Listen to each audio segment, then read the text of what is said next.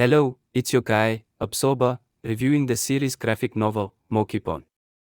Now I've read my select few indie comics, indie manga, indie graphic novels, whatever you want to call them, but this one I felt I had to do a review on because of its quality. It may not be the best review because it has been years since I read Mokepon. I began reading this work of art back when Smack Jeeves was still around, the webcomic central site of the internet. Firstly, if you want a comic that has very good conversations between the characters with a detailed story that leaves you wanting more, this is a webcomic to follow for you. You'll meet a ton of interesting characters and the build-up of the story gets you excited for what's next to come. The developer also regularly still updates, which is a plus for all the fans of the series. I think now we should focus on the story and the main protagonist. Atticus, or if you were to make fun of him, Braticus, is not your typical protagonist. He's not even likable at the start. You could even say the lad starts off as almost quite an evil kid if you compare him to the other characters. Is this a good thing? Yes, because it works. But it's more than this that entertains the story, it's the fact that he is awake in a world where most of the characters are asleep. What you see in Mokepon is a dangerous world where the Pokemon, if not treated right, are dangerous entities to other people in the wilderness. Not only that, but there is a hint of the paranormal, people with powers and shizzle. After some chapters in, you can't help but feel attached to the main character, and even though he comes off as a jerk, you learn he has a passion for art and that's something his main Pokemon, the Charmander, respects. I felt this was deep and truly inspiring to say the least. There's more to characters than being your typical innocent heroic male lead, much like Ash Ketchum in the TV series of Pokemon.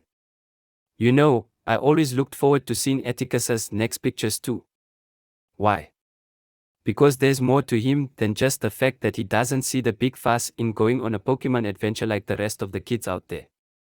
Knowing him, he probably wanted to pursue a career in art, but people lack an interest in that and are obsessed with the idea of a Pokemon adventure in their youths.